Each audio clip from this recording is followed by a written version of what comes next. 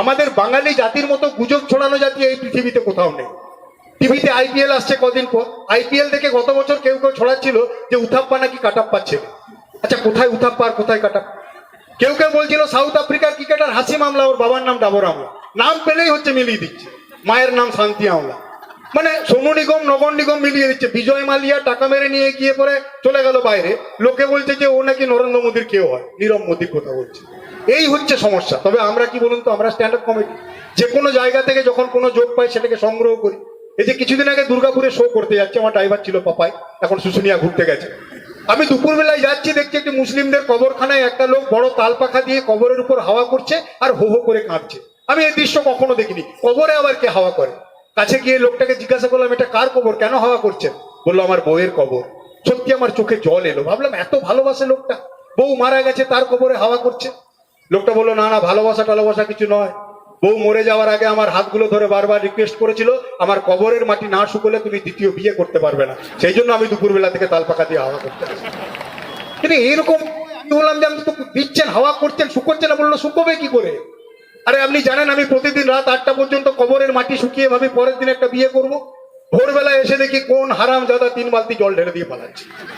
আপনি ভাববেন এক হবে, একটা ছাড়া হাসি আসবে না। এই যে কালী পুজোর আগে আমি রাস্তা দিয়ে পেরিয়ে যাচ্ছি, হঠাৎ দেখি উপরে মানে দোতলার উপর থেকে এক সুন্দরী বৌদি হাত নাড়া দিচ্ছে। বিশ্বাস করুন, পুরুষ মানুষ, আমার এখনো বিয়ে হয়নি, তাতে তো বুঝতেই পারছেন। আমি ভাবলাম মিরাক্কেলের বড় ফ্যান, আমিও হাত নাড়া দিলাম। পরে বুঝতে পারলাম মহিলা জানালার কাজ মুছছে, কদিন পর ভেতরে মোমবাতি টোমবাতি জ্বালাবে। আমি ভাবছি এক হবে ওই চাঁদমোহনের বইয়ের মতো।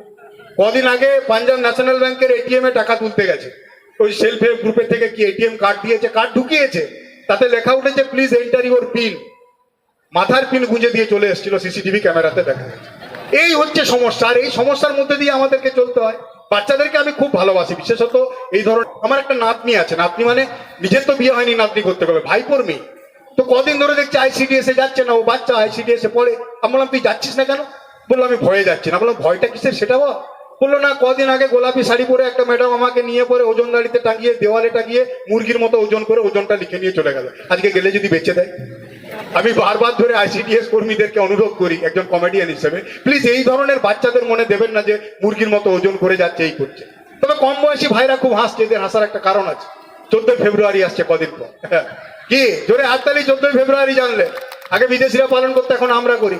গত বছর বড়জোড়া বাজারে পাঠার মাংস কিনতে গেছি, তাতে দুটো লেখা আছে, পাঠার মাংস 650 টাকা কিলো, পাঠার রক্ত 6 টাকা মিলিলিটার। আমি খুঁজে পেলাম না রক্ত আবার কারা কিনে খায়। বললাম এটা কি লিখেছো? বললো না উৎপল, আজ তো বিশ্ব প্রেম দিবস, অনেক বদমাইশ প্রেমিক আছে যাদের প্রেমগুলো আগে ফুটে ডাল হয়ে গেছে। আজকের দিনে, অনলি আজকের দিনে আমার কাছ থেকে 6 টাকা মিলিলিটার পাঠার রক্ত কিনে নিয়ে গিয়ে সাদা কাগজের উপর ওই রক্ত দিয়ে প্রেমিকাকে চিঠি লিখে, জানো তুমি ছাড়া বাঁচবো না, তুমি চলে এসো, নাহলে সুইসাইড করবো, ভয় দেখায়। আর মেয়ে ছেলে নরম মন ভাবে, আরে বেচারা নিজের রক্ত দিয়ে লিখেছে চিঠি, প্রেমটা আবার জোড়া লেগে যায়। তা বললাম পার্থক্যটা মেয়েরা খুঁজে পায় না। বললো পাবে কি করে? পৃথিবীর ইতিহাস সাক্ষী আছে, প্রেমিকারা বড় প্রেমিককে পাঁঠা হিসেবেই দেখে এসছে। ভাই 14 ফেব্রুয়ারি কেউ পাঁঠা হতে যেও না, বুঝলে? উৎপলদার জন্য হাততালি দাও। আর একটা দিন শুধুমাত্র প্রেমিকাকে সময় দিলে হবে না। কেএফসিতে নিয়ে গেলাম, একটা ক্যাডবেরি খালাম না। বর্তমানের প্রেম ভালোবাসাগুলো হয়ে গেছে মোবাইলের ব্লুটুথের মতো। ইয়েস, মোবাইলের ব্লুটুথের মতো। কাছে থাকলে কানেক্টেড, একটু দূরে চলে গেলেই সার্চিং ফর নিউ ডিভাইস, তখন আমাকে দোষ দিতে এসো, বুঝলে? হাততালি নইলে দেওয়ার দরকার নেই, আমরা এটা বাদ ধরে বলি। সমস্যাটা হচ্ছে অন্য জায়গায়। ওই যে বলছিলাম পরিবর্তন। 2018 সালে যখন অনুষ্ঠান করেছিলাম, তখন এখানে মেরে কেটে, মানে খারাপ ভাবে নেওয়ার কিছু না, হয়তো 1000 খানেক দর্শক ছিল। কিন্তু আজকে বিশ্বাস করুন, সেই হাজারের সংখ্যাটা কোথায় গিয়ে দাঁড়িয়ে তার ঠিক নেই। কারণ পৃথিবীটা পাল্টাচ্ছে, সময় পাল্টাচ্ছে। ভালো করে ভেবে দেখলে সৃষ্টির একেবারে প্রথমে যখন বাড়িতে আত্মীয় স্বজনরা আসতো, বাড়ির মা ঠাকুমা সবাই মিলে গাছের থেকে সবুজ পাতা কিনে সেই পাতার উপর বা পাতা পেড়ে তার উপরে ভাত খাওয়াতো আত্মীয়। মানে সম্পর্কগুলো ছিল চির সবুজ, এভারগ্রিন। তারপর মানুষ তো বুদ্ধিমান প্রাণী, মাটির থালা তৈরি করলো, আত্মীয় এলো, মাটির থালাতে ভাত দিতে শুরু করলো, সম্পর্কগুলো নেমে এলো একেবারে মাটিতে, ডাউন টু আর্থ। তারপর ধাতু যুগ শুরু হলো, কাঁসা পিতল আবিষ্কার হলো, মানুষ কাঁসা পিতলের খাবার দিতে শুরু করলো। আত্মীয় ভয় পেলো, লোকটা বড় লোক, মাসে 6 মাসে একবার করে চমকাতে শুরু করলো, আত্মীয় আসতে করলো, আর কাঁসা পিতল বেরোলো। তারপর কাঁচের জমানা এলো, একটু ঠোকাঠুকিতে কাঁচ ভেঙে যাচ্ছে, একটু ঠোকাঠুকিতে সম্পর্ক ভেঙে যাচ্ছে। আর বর্তমান জমানাটা দেখুন, একেবারে পিওর থার্মোকলের জমানা।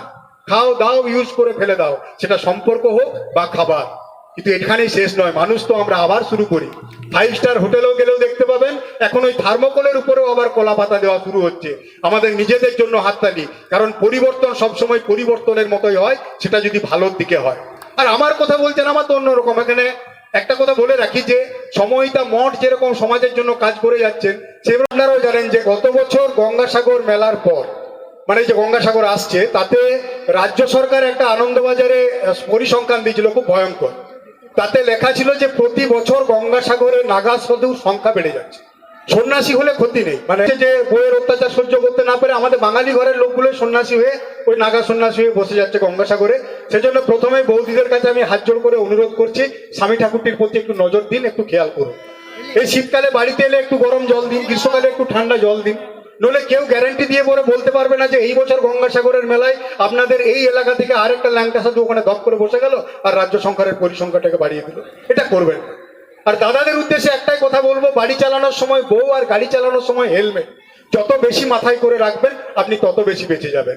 যদি বুঝতে পারেন একটু হাততালিটা দিন, নইলে দেওয়ার দরকার নেই, কারণ আমরা হাততালির কাঙাল। আর সময়টা খুব বাজে চলছে, বিশ্বাস করুন।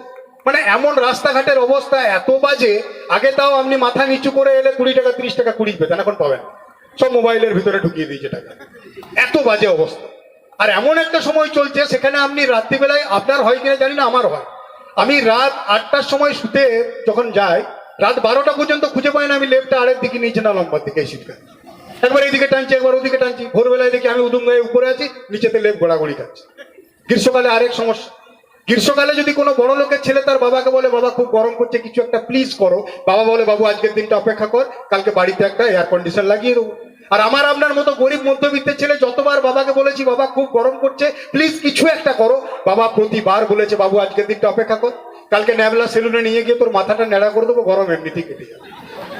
একজন বাঙালি পুরুষের সারা জীবনে 6 থেকে 7 বার গরম কাটানোর জন্য মাথাটাকে ন্যাড়া করতে হয়, খুব মুশকিল ব্যাপার। আর তাছাড়া এখন বাঙালি যেভাবে চলছে, তাতে করে নিজেদেরকে কানে আঙুল দিতে হয়। সত্যি কথা বলতে